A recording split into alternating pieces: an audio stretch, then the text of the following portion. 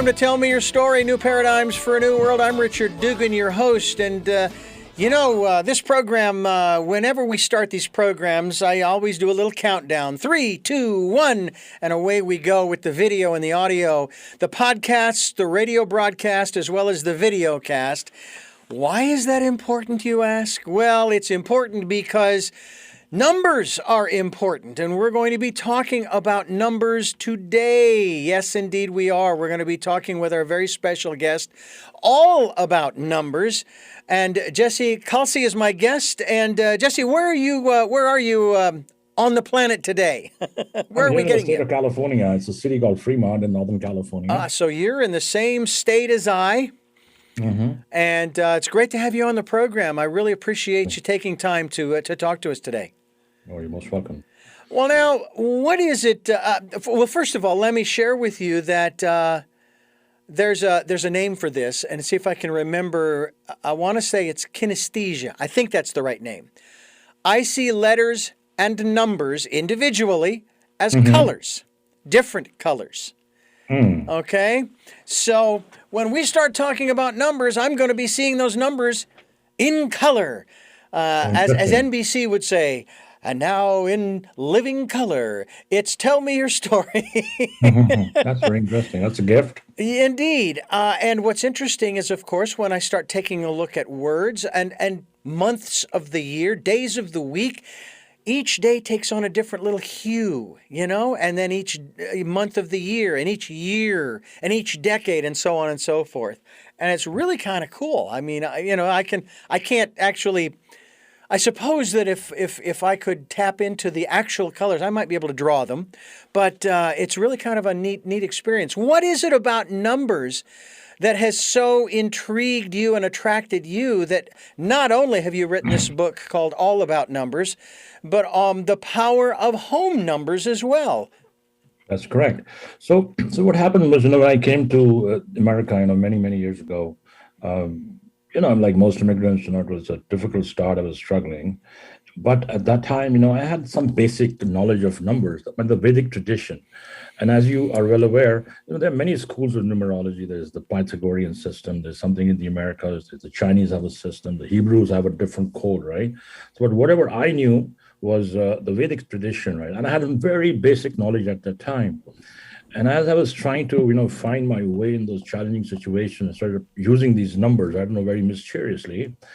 And what happened is it started opening some doors, and which really surprised me. And then as time went on, I applied more, and I was very fortunate that the universe sent me many people as I moved up. And then as a real estate broker, and then practicing numbers on the side, right? They kind of worked really well together. So that's how it all happened. There's no one in my family who's in this business of numbers or astrology, or no one cares, nobody knows, right? But this just happened to come to me at a very difficult time, and that's how these books followed with my life experience here in America.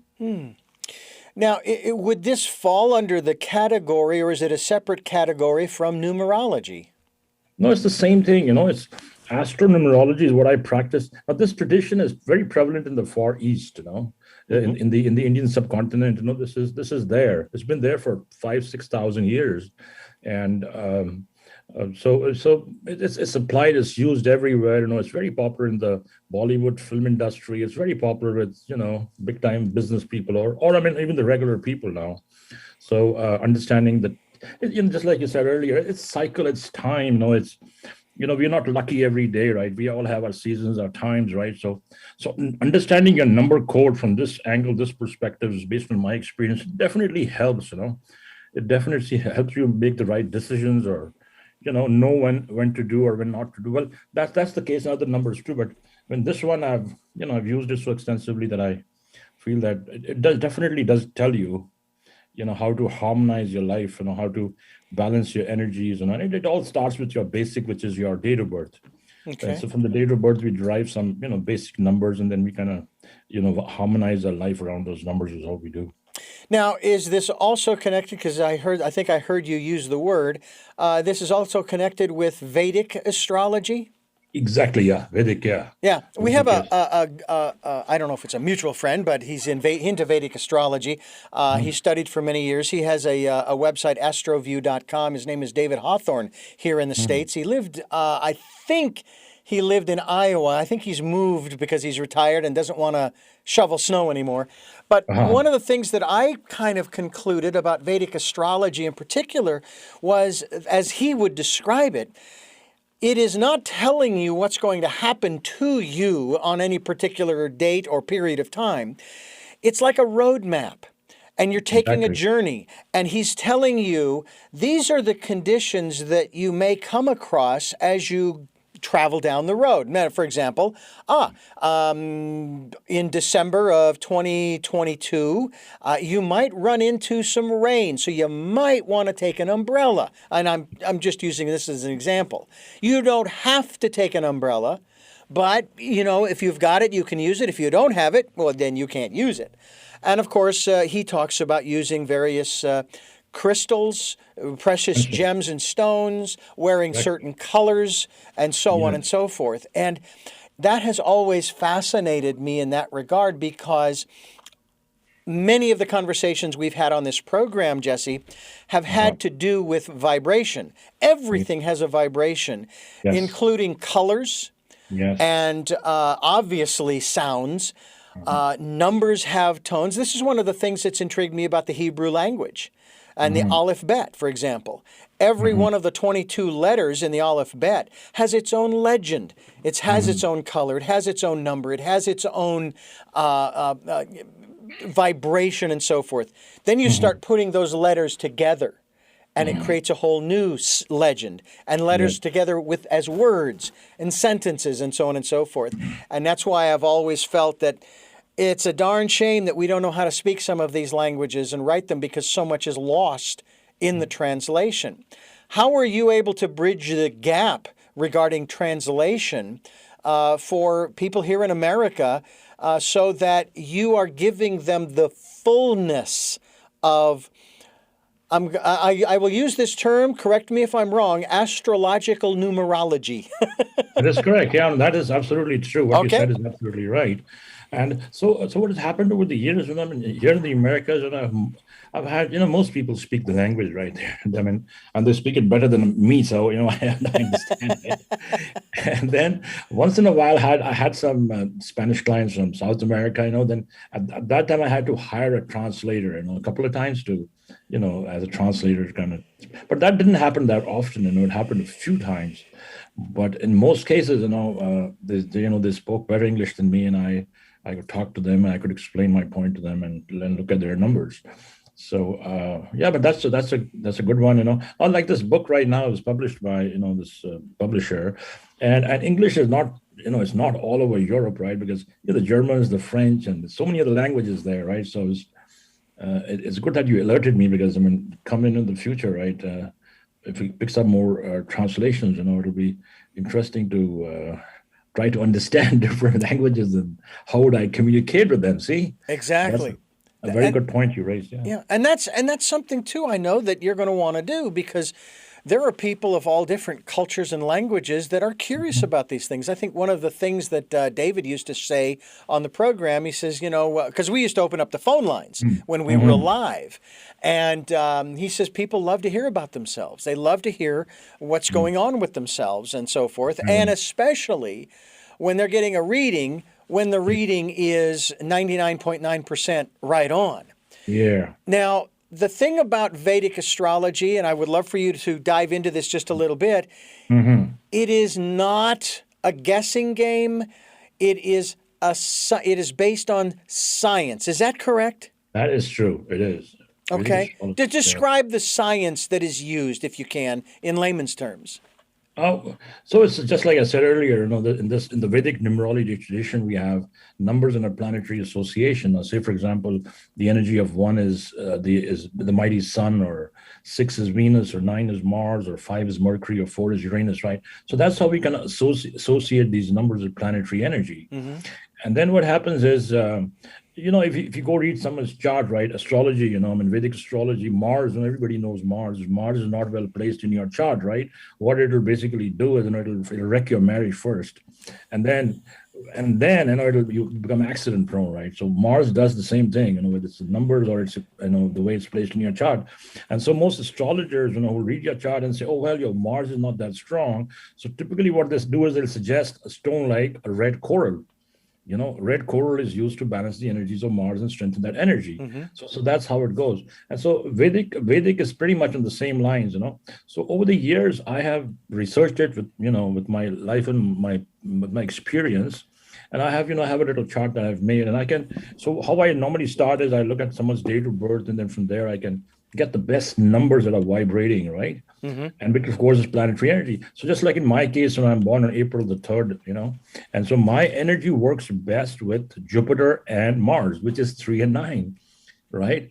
And so if you look at my book, right, all about numbers, I mean, the number adds up to a number 9, because I've the energy is harmonized with my basic energy. I didn't put it anywhere else. And if you look at I normally wear this color, I wear this color, basically to enhance my energy and stay with my planetary frequency all the time. Right. So if I wear dark colors, like I don't like to wear black, I avoid black or drive a black car. Why? Because the energy of black, which is number 8, which is planet Saturn, right? Saturn typically would collide with my Mars energy. It kind of slows you down, right? It brings in challenges.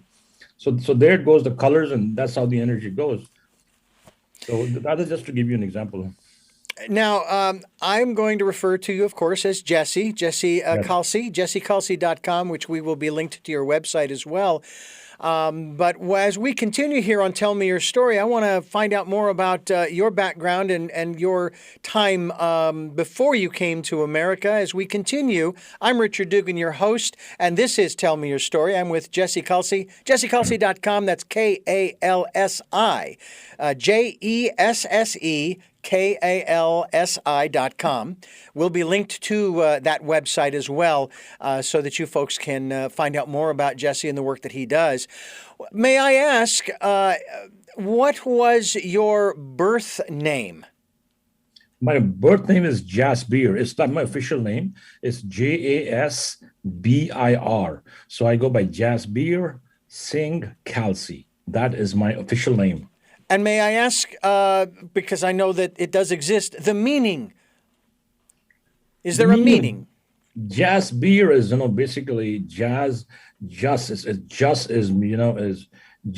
basically, just means to do the right thing, kind of, just also means, just also means fame, but just also means be. So to do the right thing, right? You are strong to do the right thing is what it means, just to put it in layman words, yeah.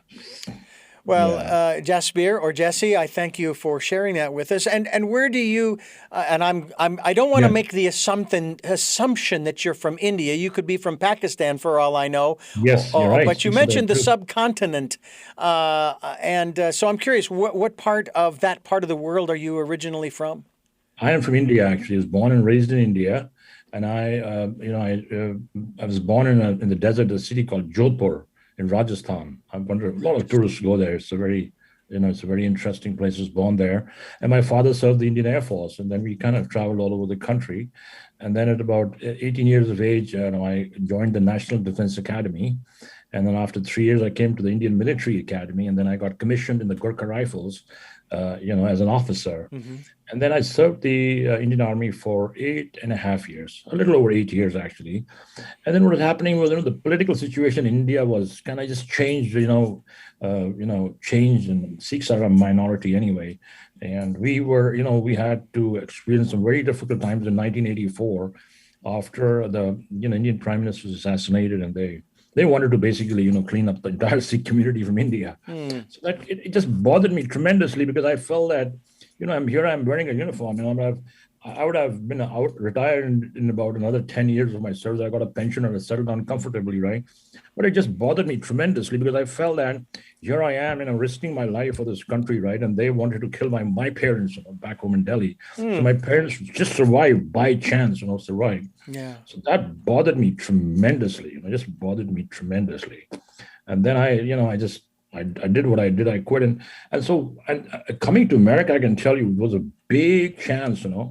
It was the biggest chance I took in my life. Right, my father was very upset, and he was so unsure. I mean, I had a relative here at that time, here in Houston, Texas. But you know how it is when you're on your own. But I can tell you something. It is numerology, the science of numbers. This at that time, you know, connected me to the right people, right? To come out of a very difficult situation, right? And rise in this country. But I can tell you, America has been very lucky for me. Yeah. Very Well, lucky. I want to talk about that as well, and also talk about lucky numbers and things of this nature as we continue Yeah. here on Tell Me Your Story, New Paradigms for a New World. I'm Richard Dugan along with Jesse Kalsi, and jessekalsi.com is the website. All about numbers is what our conversation is all about today.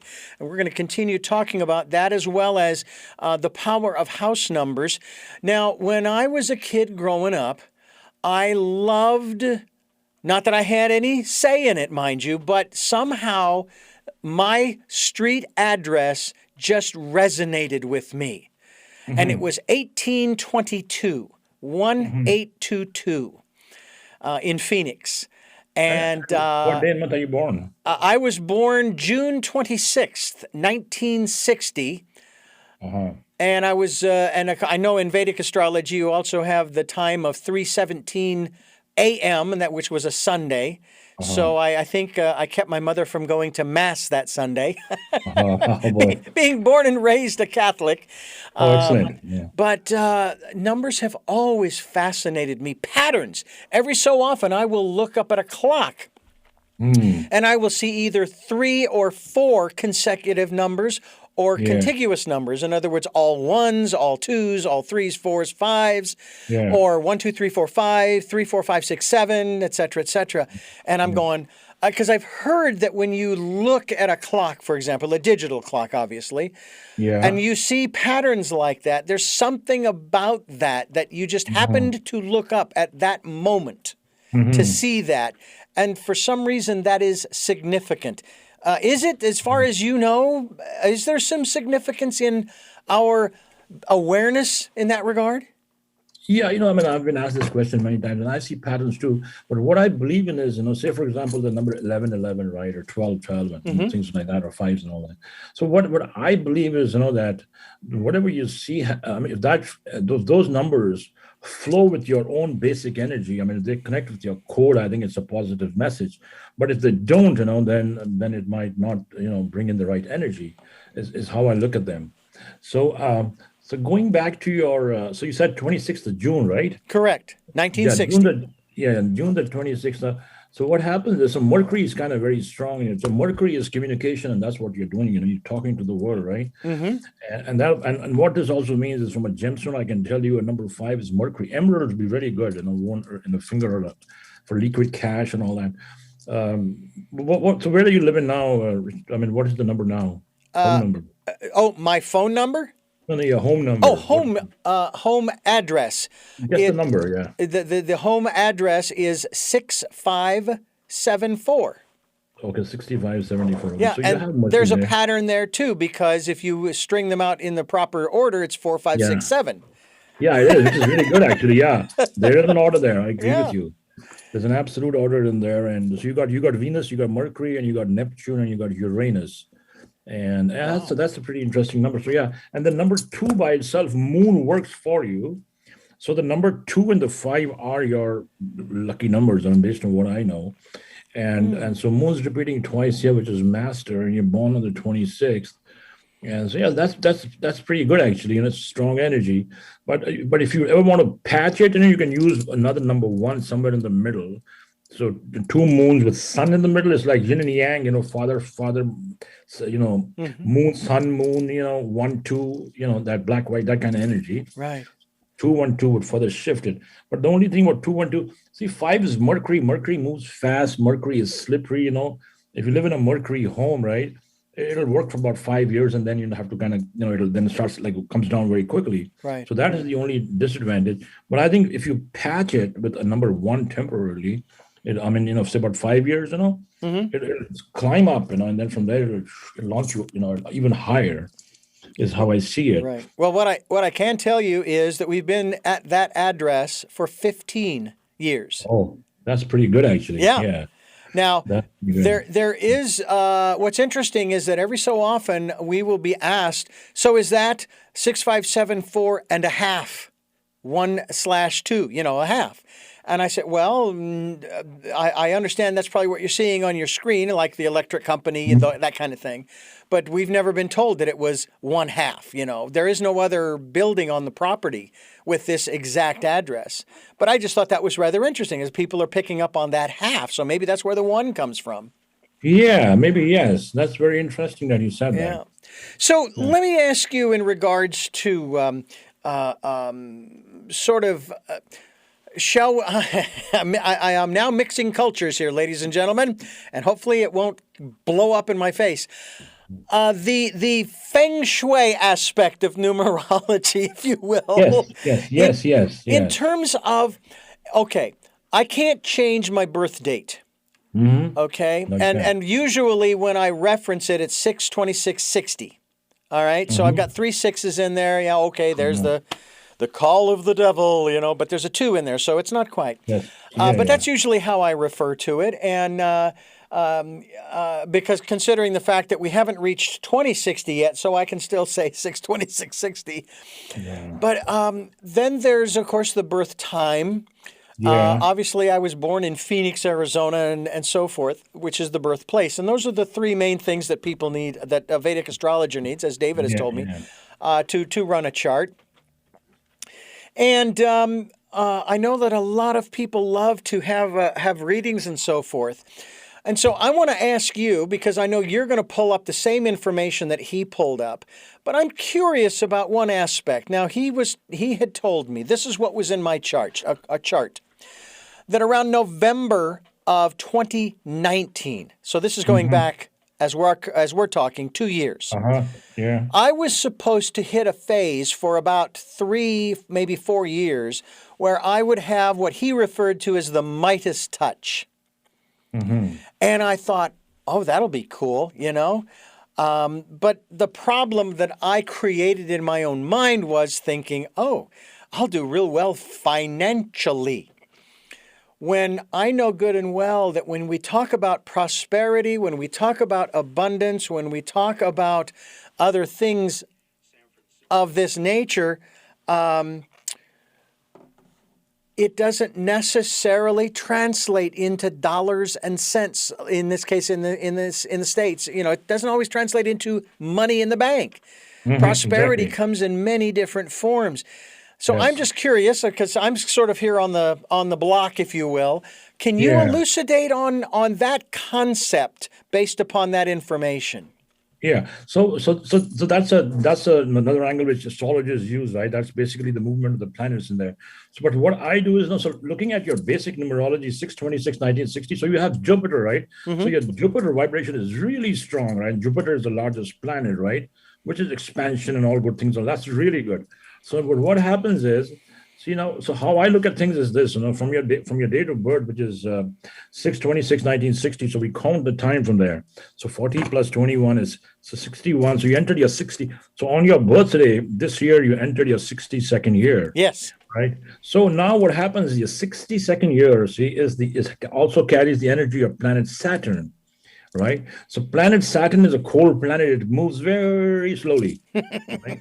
Yeah. So that's what happens. It's moving slowly. But what will happen is after the 21st of November, the energy is Jupiter is going to come in very strongly, right? It's going to come in all till about, I said the first round comes till about April, which is really good, you know. That energy, is which matches your basic code, right? It's really good. Hmm. But otherwise, it's been a little, it's slowed down after your birthday. It's dragging you a little bit. Yeah.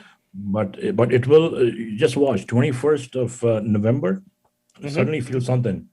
I will keep that in You mind. know. That is a Sunday, by the way, Oh, this it is year. okay. That is Okay. a Sunday. And as our conversation unfolds, that's a little over 2 weeks, 2.5 weeks away as our Yes, conversation unfolds exactly. here. That is so true. Yeah. It's around the corner. Now, And what I would like to do is I'd like to talk a little bit more about this concept of numbers as we continue. We're talking with Jesse Kalsi, jessekalsi.com. We will be linked to that website. We hope that you will be too. I'm Richard Dugan. This is Tell Me Your Story, New Paradigms for a New World. Jesse, you know, we give people choices and knowledge of those choices to help make people's dreams come true on this program. yes. Not Oprah, and not everybody's getting a car, and you don't look under your seat for any envelope with money in it. Yeah, But yeah. what we do is we provide a smorgasbord table. Mm-hmm. Every guest brings a dish, metaphorically speaking, and you're Yeah. bringing a dish of numbers. And we Yeah. place that on the table and we ask them to partake. If it resonates with them, go for it, enjoy. If it doesn't, don't touch it, but come back, because maybe that which didn't resonate with you before might now. Exactly. So I want to talk about numbers. And we have a basic set of numbers here in the West. They're standard numbers, I guess you'd call them: 1, 2, 3, 4, 5, 6, 7, 8, 9, and 0. Yeah. Many people say that we can be thankful to what is it? The Arab nations, the Arab ancestors for 0. I don't fully understand that. I'll have to do some research, but there are also Roman numerals. But Yes. something tells me that the symbol that we use to represent is not what is important here, is it? That is true, because Roman symbols are different, right? True, but They they are still different. represent the same count, if you will. Yes. Two yes. eyes is Yes. 2, as 2, is the yeah. number 2. Exactly. The energy is the same, it's the same energy. Yeah. And by the way, 0 was invented by India. It came from India. Aha. Okay. Yeah, 0 came from India. And what can you tell me? I know I'm asking for a little history lesson here, but what can you tell me about how 0 even came up? Because this is a contention, if you will, especially within the Christian philosophy, as to BC and AD. At least that's what they used to be referred to. Now it's the Common Era and so forth, and that there was no year 0 per se, at least as far as I know. It went from 2 and 1 BC to, I guess, went to 1, 2, 3 AD. Yeah. And supposedly around the time of Jesus' birth, I guess. Yeah. So I'll be honest with you, right? I know that the 0 was, it came from India, right? And I wouldn't know more than that. So I'll be very honest with you, Okay. right? And But I that's know it fine. came from there. Yeah. So, but let's talk a little bit about the history of Vedic astrological numerology.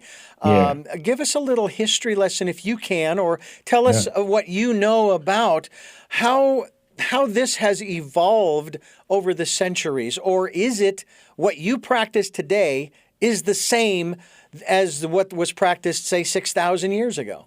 That is in the affirmative. That is exactly, I have learned what has been taught earlier, 6,000 years ago, right? So I've learned from there, what the ancestors practiced. So if you say that I have, the basics are the same, but what I have created, or what I have been blessed to know is more my research, like the application of numbers, that's a little different, right? And that I have learned with my life experience, basically, working with people, and how this energy really works. I'll give you one example, right? So say, for example, the number 1 and the number 8, right? So 1 is the energy of sun, and 8 is the energy of Saturn. So now, even in Vedic tradition, right, this energy is father and son. If you read more, that's how it comes as father and son. 1 is light and 1 is darkness, but they never get along well. So if say, for example, if someone enters or lives in a house number which has 1s and 8s in it, right? Or say if just a number 1-8 or 10818, something like that, it definitely brings in things like cuts, injuries, accidents, family court, or legal separation. But it's good for people working in the law enforcement or in the medical field. You'll benefit professionally, but otherwise those personal challenges would absolutely be there. Right, so that's one angle. Then I'll give you another example of how number 5 and number 9, right? So you have a lot of 5 here on your, which is really good. Mercury communication, that's what you do, communicate to the world. And but 5 and 9 again, right? Has 5's Mercury, 9 is Mars, never get along, right? They always create that challenge, you know. Then again, going down to number 2 and number 8, which is Moon and Saturn too, also, also is challenging. I'll give you an example, and that is the current president of the United States, President Biden, right? So just like I I was looking at your numbers. If you look at his numbers, he turns 79 now in November the 20th, and he enters his 80th year, all right? So Moon and Saturn again don't work well, which is a principle. It's not that it is not for him. It applies to everybody across the board, right? So that energy again is kind of destabilizing energy. Like someone's pulling the carpet under your feet, right? It's like that. Yeah. So I'm just giving you some examples of how these numbers and how these energies really work, And but then the thing is this, we'd have to know your basic stuff. See now, as far as we're looking at your date of birth, you're born with Jupiter, right? You're born with a very strong planet. You're born with the largest planet behind you, right? So even if a home number was a little off here and there, your energy was so huge that you just kind of went through it, right? You know how it is. It's a large planet. It'll just go right through it, right? So Yeah. that's what's been happening in your case, By the way, when you mentioned 1 and 8, and I told you what my address was when I was born, 1822, 1822. Yes. From there, I moved into an apartment complex, and it was 1645. I was there for only a couple of years. I can't remember the addresses of the trailer park or apartment complex, but I do remember the home. The first home I purchased was 8218. And then the second home that I purchased, I didn't get to keep the first home, but I purchased the second home, was 18212. And that was the last home that I owned in Phoenix before I moved to Santa Barbara. So I thought it was rather interesting that the significant homes, the significant addresses, had 1s and 8s in them. Yeah. It was very, very interesting how that works out. Is there any adding up? I mean, do you do that at all? Or you really work with the numbers singularly like a 1 and an 8? You don't sit there, okay, 1 and 8 is 9, and 9 is this. Yeah, no, it's not like that. No. Yeah. See, 9 is my number, right? But Yeah. if you ask me, hey, Jesse, go live in a number 1-8, I'll never do that because I know those planets don't work, right? Right. I much work better with the number 3-6. Yeah. Or 2-7. I worked with these numbers for most of my life. I worked with these numbers. They always work. But 1-8, if you tell me, hey, Jesse, I'll give you this house for free, right? 108, go stay in it. I'll never go there. But like to answer your question, yes, I don't add numbers. I look at each planet individually. You know how it is. Yeah. That's how you look at them. Yeah. And that's how it's like the number of the White House. I've talked about that in my book as well, right? 1600 Pennsylvania Avenue. Oh, right? yeah. You see that number now. If you look at the number, right, it's got number 1 and number 6, right? The Sun and Venus, right? The Sun and Venus amplified with 2 zeros. Sun and Venus are never friendly together. They never get along well. That explains a lot. Let me tell you. Yeah. And then 16 is that energy is a number of is trickery and deception. That's how that energy works. So I have suggested. I mean, some people might find it absurd and funny, but I believe that energy can be switched by turning the 6 to the 9, right, to make it a 1900. With more Sun and Mars amplified 0 to raise the vibration higher for a head of a state, right, to sit there like the rising sun, right? Yeah. Which I thought was very interesting, but yeah. I even heard this. That we hold specifically our presidential elections as well as our midterms on the national level. We hold them we hold them in the wrong month. It's the wrong place, and this is based upon the determination as to when this country's actual birth date was. Now, if you use July 4th, 1776, that's kind of the conclusion that was made by my friend, Vedic astrologer friend, David Hawthorne, that based upon that chart, we should not be voting in November. We should actually be voting in the spring. And I thought, wow, that's That's very interesting. I hadn't really thought too much about it. And of course, there's other reasons, even logistic reasons, why it would be better if we voted in the spring because we're heading into the winter. And a lot of times winter comes early and it's tough for people to get out. And they got to Yeah. stand out in the cold in a line and all those kinds of Mm. things. I mean, just some of the logistics and so forth are just make it more challenging, shall we say. It's very, very Yeah, that interesting. makes a lot of sense. I'll look at that, research that myself. Yeah. But that's a good one you raised. I never thought about that one, you know. Yeah. That was How really long good. have you been practicing astrological numerology? It's been about 20 years now. So 20 20 years. years plus, yeah, more than Yeah. 20 years. Yeah. And what is it that interests you so much about it? And has there been for you, even though it's the same science Uh-huh. as 6,000 years ago, has there been sort of an evolutionary process for you? Exactly. That is so well said. And that's exactly how I feel. I feel that, this it has definitely, changed, and it has evolved with time, right? Hmm. And I tell you why, right? See now people call me all the time from all parts, all from everywhere, and I'm so grateful for that. And see, I mean, if someone calls you and says, "Hey, if I tell them, oh, your number is not good, this and that," so that is not enough, right? You have to come with a solution, right? So this information that I give out is more solution based. I don't call it predictive numerology. It's more like to harmonize your energy. Where there's something called as number patching, and it's a technique that I use, for homes only, where we add a request, a client to add a certain number, a smaller number with a certain color, to shift the vibration, right, to change the energy, right, things like that. And so I can say that has definitely evolved with my experience, right? That energy has definitely evolved. And then linking times and certain numbers, and how energy shifts with those, that I also learned with over the years with time. So definitely there is something, I mean, not, I don't say a lot, but there is something there that has been a part of this evolution, right? And it's this number of businesses has certainly been refined a little bit, and that's what's been projected in my books. I'm Richard Dugan, and we are talking with Jesse Kalsi. JesseKalsi.com is the website as we continue here on Tell Me Your Story. We are new paradigms for a new world. That's what we're looking for, and we're also looking to give you choices and knowledge of those choices to help make your dreams come true.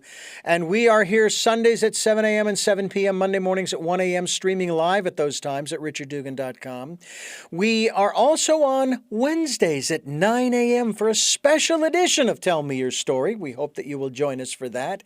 And we are also podcasting these programs at SoundCloud, iTunes, TuneIn Radio, Spotify, Stitcher, Player FM, Blueberry, iHeartRadio, Amazon Music, and many more. We have a video cast on YouTube. Tell Me Your Story, Richard Dugan. That is the channel. You can go and watch these videos. You can see a lot of different things there, including the debut of my very first and presently only song that I've written. I wrote the words and the music with a lot of help from Emily Yurchison, who's been not only a guest on this program, but also a guest host. And she interviewed me, and that interview is also up on YouTube. So I hope that you will take an opportunity to take a look and listen to that. If you'd like to support the work that we're doing here financially, we would greatly appreciate any support that you can send us. We have a PayPal account. It's for your security as well as ours. And all you have to do when you go to send any funds to us, they're going to ask you for an email address. It's richard@richarddugan.com. So anything that you can send us, we'd be great. We'll take energetic support too. Hey, I'm not opposed to that. We'll put that to good use too. We'll put that into these programs. And please participate in the Decade of Perfect Vision, the 2020s, where we ask you to go within. Stop, be still, be quiet, and listen to that still small voice. Jesse, let me ask you about the still small voice, our intuition. Does that have anything to do with any of the work that you do these days in terms of astrological numerology on the Vedic level? That is, I'll say yes to that, and I'll say it applies more to me and my inner being, right? And I always At the time I've started believing and listening more to my inner voice, right? And I always feel guided. I always feel, as if someone is kind of telling me to, And whenever I listen to my intuition, I'm always right. It's like God's holding your hand, right? And but in the numerology business, really, I'll be honest with you, when I do numbers for people, sometimes I see some visions, a little bit, Mm-hmm. but that's come with time. But as far as intuition is concerned, absolutely yes. I'm guided by my intuition, right? And I've mentioned that in my book as well. And I listen to my inner guide, and I pretty much follow that very strictly. I do. The book is entitled All About Numbers. Now, when we're talking about numbers, we are only talking about those 10 digits, 1 through 9 and then 0, because Yes, beyond that, it's just a combination of those 10 digits, exactly, those exactly. representations. Have you looked into the not only the color references, if you will, but maybe the tonal or vibrational references to each of these digits? Yes, yes. And there absolutely is. The color vibrations work with these numbers. So just giving you my example, right? With my Jupiter and Mars energy. Yes. So with my Jupiter and Mars energy, so I know what happened. I lost you here. Okay. No, I'm still here. Okay. So with my Jupiter and Mars energy, I'm very happy staying with my colors. You see, I wear a certain color turban and a certain color clothes more prominently. I also I use a red color all the time, which I feel is works very well for me. So that's what I do. And like in your case, I would say like off-white colors, or the color of blues and a little bit of green also bring you a great luck. Is basically looking at your numbers. So yes, there is an association with numbers and colors directly. Yeah. Now, in terms of vibration, are there certain, oh, I don't know, are there certain, I want to say musical notes or compositions, maybe classical music or anything of this nature that would be recommended? I mean, certainly the individual who comes to you seeking, shall we say, guidance through a reading and a chart. Um, would you ever recommend to them listening to a particular genre of music or those kinds of things to help to get them sort of, I don't know, focused or re-energized or what have you, as we would encourage them to go within to spend that quiet time getting re-energized and refocused and so forth? Yeah, that's interesting. Actually, I do that for myself. I listen to some instrumental music all the time, which is very traditional, right? It comes from there. It really calms me down. But then going back to the question of music, for those who are in the business of music, or those who have a group or an orchestra, there was this very famous Indian singer. I mean, a ghazal singer. His name was Mr. Jagjit Singh, and I observed this all the time. So in his troupe, he always had seven people. Seven was the number, but seven also in music in the Indian tradition is called, seven, the sur. Sur is the word that they use, right? Mm-hmm. The seven ways they play the music, right? So that number seven is very good. It's really, really important, to amplify the energy of music, right? To, make it grow, if you're in that business of music. Yeah. Yeah. One of the other interesting things that I haven't studied a lot about this, but I have certainly conversed about this in this regard, and that's Indian music and the ragas.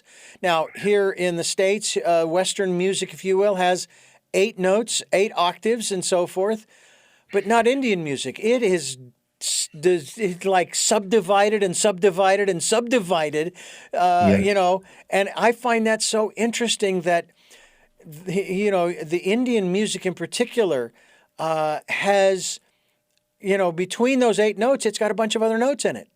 Yes, yes, it is very, very deep, and it is very advanced, and it definitely elevates you spiritually, right? If you sit in a quiet corner and listen to those traditional music, right, from the right people, right, Mm-hmm. it definitely lifts your spirit. It makes you rise higher, in the Yeah. state of your mind. Yes.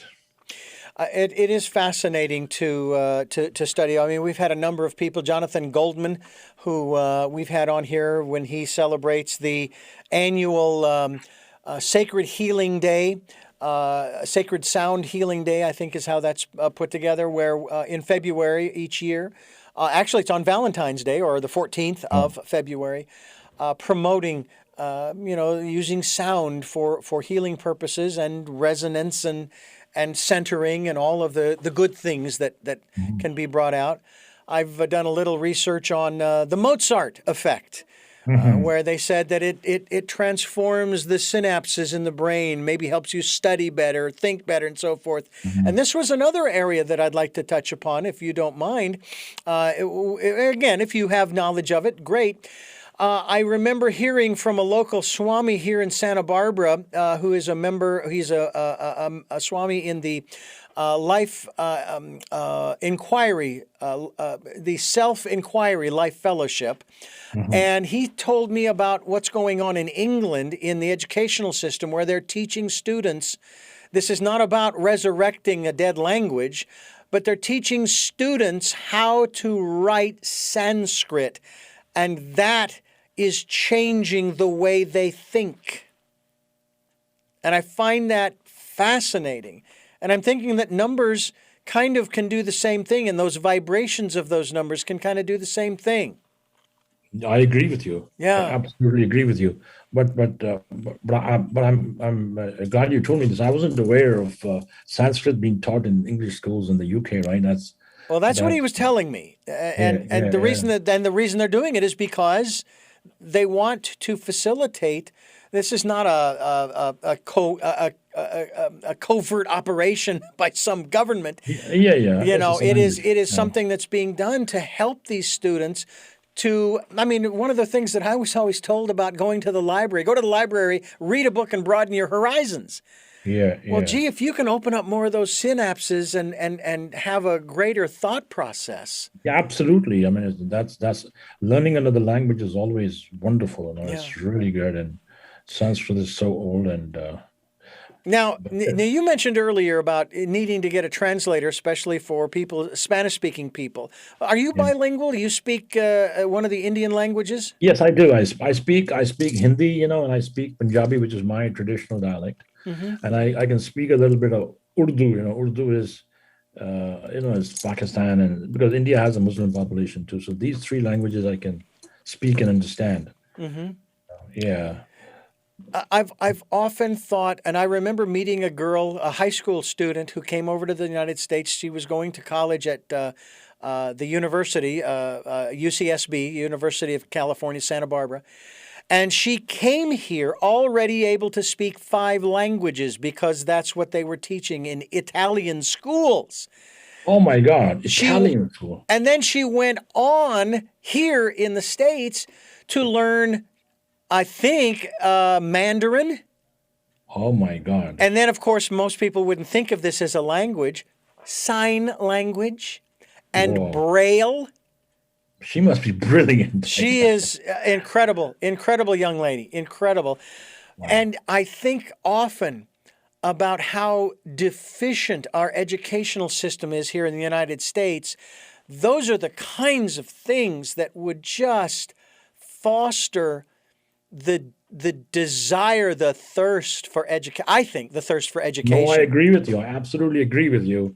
And I have a daughter. She, by the grace of God, she attended a charter school here in Fremont, and then she graduated this year from St. Mary's College here in Moraga, and with the BS degree, and she did really well. But she's born and raised here. But the advantage she has is, she can speak.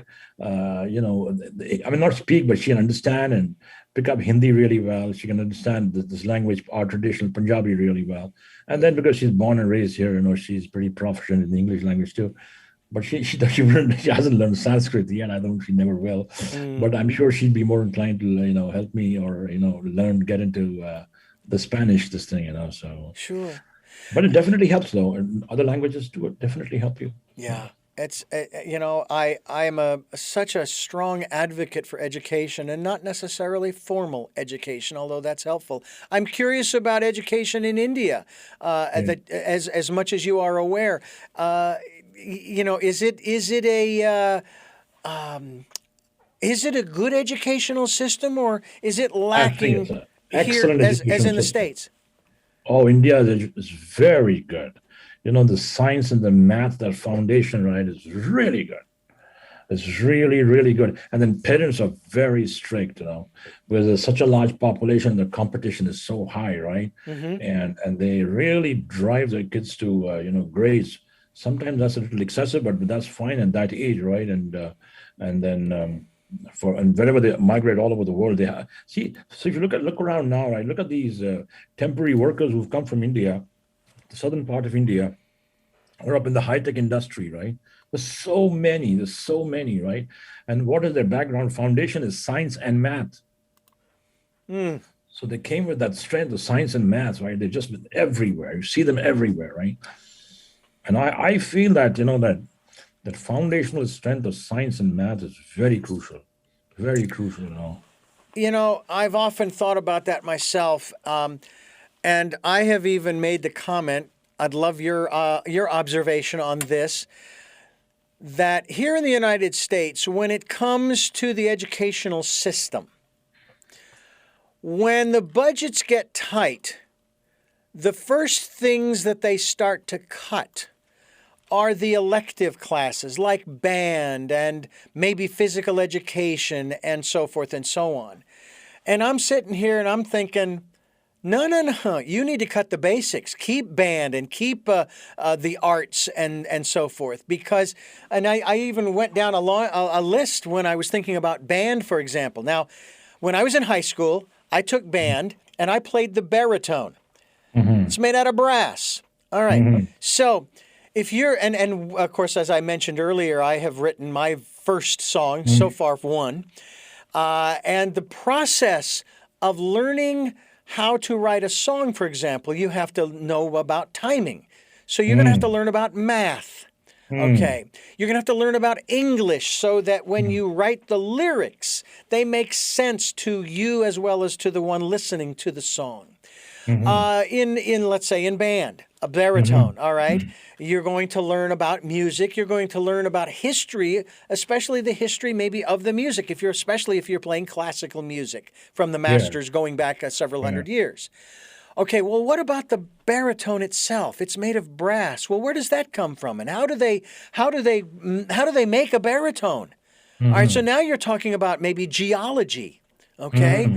and you're talking about chemistry and so on and so on Oh, and that so is on. so interesting. You're so So knowledgeable. You're you so knowledgeable. can't, how can you lose the basics if you've got those quote unquote electives? You know, they shouldn't I be agree cutting with you. anything in my, I but agree with you. I totally, totally agree with yeah, you. What you say. I absolutely agree with you. yeah. Now, in terms of the competitive nature, and I know we're Hmm. going a little far afield here, you said that it's very competitive educationally in India. Is that Yes, it right? is. Yeah. Yes, that is true. Okay, describe the competitiveness and what is it that is being competed for? It's basically, positions, right? Because it's a large population, right? And then when as these kids come out of schools and step into colleges, right, they have to be at a certain point to be accepted in those colleges in India because they're not that many, right? Well, of course, they're opening up more now, Hmm. but a whole load comes out, right? And then if they aren't the best of the best, they don't get good colleges, right? And then, they don't get into good, basically life slows down for them, and they just and the struggle starts very early. See, soon after schools, that struggle starts, right? Hmm. And so that is why it is so important, and for when parents realize that it'll push them as hard as possible to get higher grades so they can be well placed in a country like India, which is just a quarter. I mean, it's a quarter of this country, right? It's not that big with a large population, but it's basically survival is what you can say. You have to survive. It is the survival of the fittest, to Right. Darwin's theory. And so I- that's what it comes down to. Is there any? anything along the lines of something that's kind of going through this country right now in terms of not everybody is set out for a college career. Now, I took 3 semesters of junior college. I Mm-hmm. went to a vocational school for broadcasting, and this is going back 40 plus years. Mm-hmm. And my sisters, I have 4 sisters, they all went to university. My Mm. brother went to a technical institute for engineering, electrical engineering. But I never went to, I mean, yeah, 3 semesters of junior college, but those were basic courses of English and math and that kind of stuff. Nothing, Yeah. nothing huge. So I'm wondering, is there a place for someone who maybe just doesn't have the desire and or the drive and maybe even the aptitude for college? Yes, now this is happening now with the current government, right? So they have started setting up, vocational colleges and schools, basically picking up on your, your talent or your aptitude, So if you don't get the best grades to a best college, they'll try to place you in places where you can hone on what skills you have, right? And Mm-hmm. and you need people in various industries. So that has definitely started. In the last some years, I've seen many of those vocational schools opening up, and younger children, who are not very academically inclined, are finding places in those institutions. So that is absolutely true. It's happening now. It's Yeah. going to grow with time, but yeah. Yeah, because I find it really unfair to the children, no matter whether they're single digits or double digits heading through high school, going to college. It seems unfair to force them and tell them, no, you're going to college, whether you like it or not. And it's like my mother, when I was 16, and came into my room after I had gotten home from delivering the morning newspaper. I was exhausted and I didn't want to get up. She says, Richard, it's time to get up for mass. So I Hmm. really don't want to go. And she said, okay. Years later, I asked her why. She says, I didn't want you to push away from the church. And I have to wonder if forcing a child to go to college, telling them you're going and you're going to get a degree in this, that, or the other thing so that you can make money, is that part of what's changing in India, as is changing here? The young people, they're realizing that money is not, even though they use the phrase, it's the bottom line, for them, it's not the bottom line. They want to be happy. They want to, enjoy their lives. And I'm not talking about partying. Hmm. I'm talking about, like my father told me, Richard, find a job you love to do because you're going to be doing it for a long time. Don't get stuck like me. And I've been very fortunate that I've been in the right place at the right time most of my life. Yeah, that's wonderful. That is So what absolutely. about what about that for India? That's sort of what's kind of happening there too? Maybe, yeah, it is. The reason is because we all connected because of the internet, right? Yeah. We all connected, in that same thread, right? And a lot of ideas, from here to there, from there to there, So what you're saying is absolutely true. That started happening too, Yeah. and people do feel like that, at many levels. So yes, I'll say yes to that. Yeah. I want to ask you one more personal question, if I may, Yes. before we Please. before Let we me. move on here. We all have our own style. We have our own look and so forth and so on. I have this hat, which is, I guess you might say, is sort of my brand. It's a nice hat. It's a very nice hat. Thank you Yes. very much. And Yeah. I wear it because actually I do like the way I look in it. I feel Yeah. good in it. That's And very plus the nice. fact that it keeps my head shaded when I'm Yeah. out in the sun, so I don't get sunburn on my bald head. That's I'm true. curious as to the significance of the turban. Yeah. So, I come see. I belong to the Sikh faith. The Sikhs, Sikh, and I'm sure you see many. I mean, all over America, we have Hmm. about, I think it's close to 1 million Sikhs now in America, and so it's a Sikhs a religion, right? And I'm honestly very proud to be a Sikh, right? I mean, coming to America, I am what I am now, and I am what I am was there. I didn't change anything. I didn't come and adapt to a different lifestyle here. I just I'm what I am. Hmm. And Sikh religion is it's a very giving religion. We believe in one God. We believe in seva. It's like helping people all the time. We believe in giving. We believe in hard work.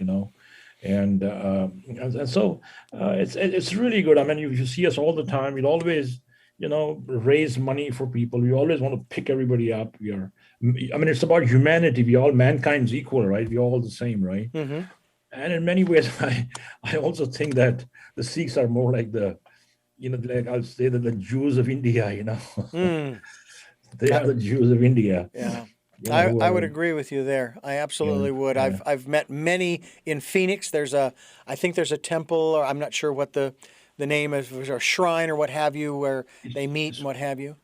yeah, it's a Gurudwara. It's called a Gurudwara. Burdwara. Yeah, I've learned that's a new that's word like a today. church. Sikh worshipping place is called a Gurudwara. Burdwara. That is correct. Yes. I am fascinated by the different philosophies around the globe, both present day as well as in our history. I've also made the conclusion, and I think rightly so, there is no philosophy that exists that came out of a vacuum somewhere. It is something that has grown out of something else, going back hundreds or thousands of Yes, years. that is true. Absolutely true. Where did Sikhism grow from? Sikhism came. It came in the year 1539. It came around so over 500 years now, and the first Sikh guru was Guru Nanak, right? So his birth, brought Sikhism in. That part of the world, right, is very casteist. Even Hmm. today, India, I'll be honest with you, right, has a very strong caste system.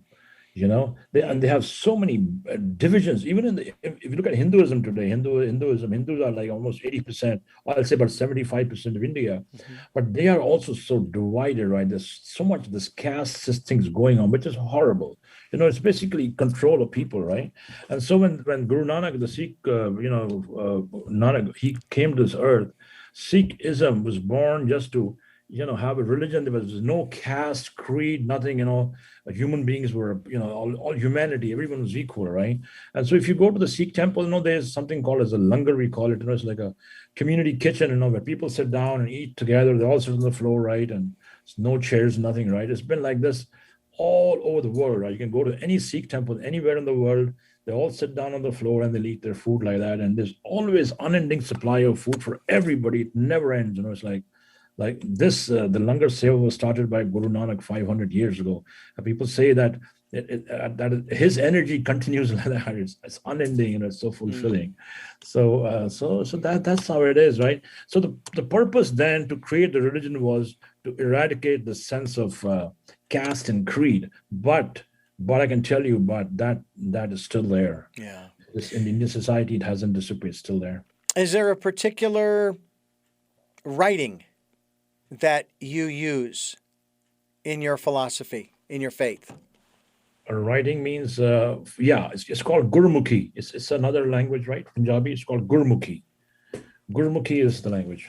Well, that's the language, but is there a writing? Is there a text? Is there an ancient wisdom teaching, if you will, like the Christians have the Bible, the Jews Oh have the yeah, Torah? yeah. It's called the Guru Granth Sahib, the holy book. Yeah, the holy book is called the Guru Granth Sahib. Hmm. Yes, it is. Interesting. I may have to look that up because it's something, again, to expand one's awareness of. I may never become a Sikh. That's not the purpose. It's to understand And to learn more, yeah, and yeah, learn more and yeah, yeah. appreciate Yes, the differences that we share amongst exactly. ourselves. I've Yes, often yes, thought of it this way, that we all, you and I, both have exactly the same emotions. We go through the same, yeah, we have fear, we have yes, happiness and joy and sadness and all of that. That's absolutely. what makes us the same. What makes us Exactly. unique is the stories behind those emotions. Exactly. And Very well said. so that's very exciting in that regard. Jesse Kalsi, my guest. JesseKalsi.com is the website. I'm Richard Dugan. We're talking all about numbers here on Tell Me Your Story. We are continuing our program here with Jesse Kalsi, and I want to let you know, first of all, as we come to the end of our program here, that I thank you so much for sharing your story, the work that you do, and yourself with us. And I really appreciate the work that you're doing to help others to not just get through their day to day and week to week and month to month, but also helping them to raise their consciousness, their awareness as well. Yeah, I'm very grateful, Richard, for you to have me as a guest today. I'm very grateful to you for having me let my voice out to the audience and to your group of people. I'm very grateful to you. Thank you so very much. You are very welcome, and I'm hoping that we can get together again sometime soon to continue this conversation. I think this is something that's definitely worth discussing. People need to know what's going on in other parts of the world because they're not getting it from the sources that they seem to tap into. They seem to tap into their echo chambers, and that's about it. And we need. That's one of the reasons I loved the BBC.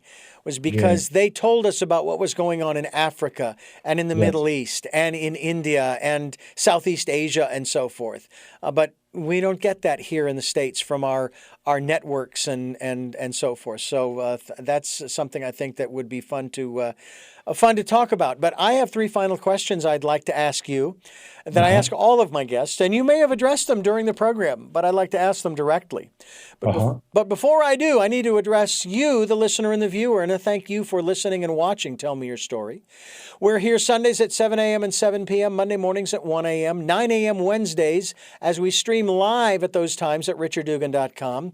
We also podcast at SoundCloud, iTunes, TuneIn Radio, Spotify, Stitcher, Player FM, Blueberry, and many other locations on the internet, along with iHeart and Amazon Music. And our video cast is on YouTube, and you can watch these interviews on YouTube. The channel is Tell Me Your Story, Richard Dugan. Just look for the guy with the hat. And you'll know that you're there when you get there. So I hope that you'll do that. And also, I hope that you will support us financially with whatever you can through PayPal. It's there for your security as well as ours.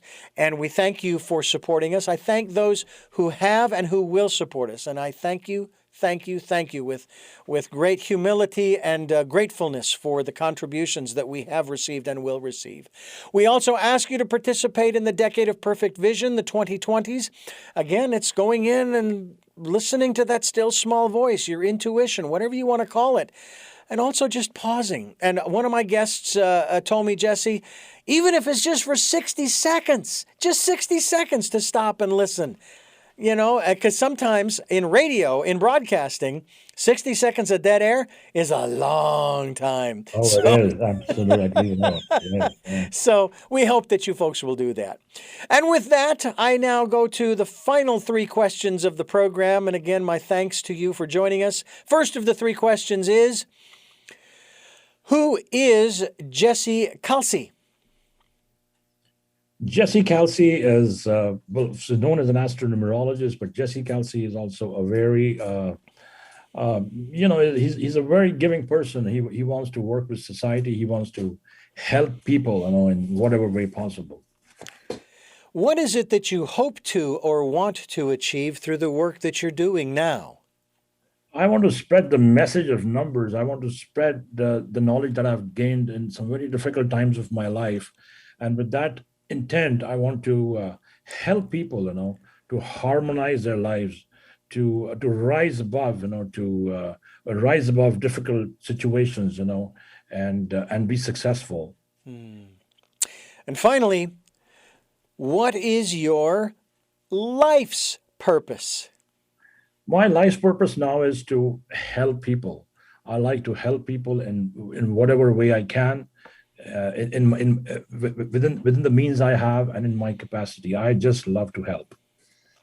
Well, Jesse, thank you again for joining us on the program. It's been a great pleasure not only to meet you, to get to know you, and to talk with you here on the program. And yes, we definitely would like to have you back. Thank you, Richard. Thank you for having me. It's wonderful being here. And I thank you for listening to and watching Tell Me Your Story, New Paradigms for a New World. We are giving you choices and knowledge of those choices to help make your dreams come true. And until our next broadcast, podcast, videocast, love to Lal.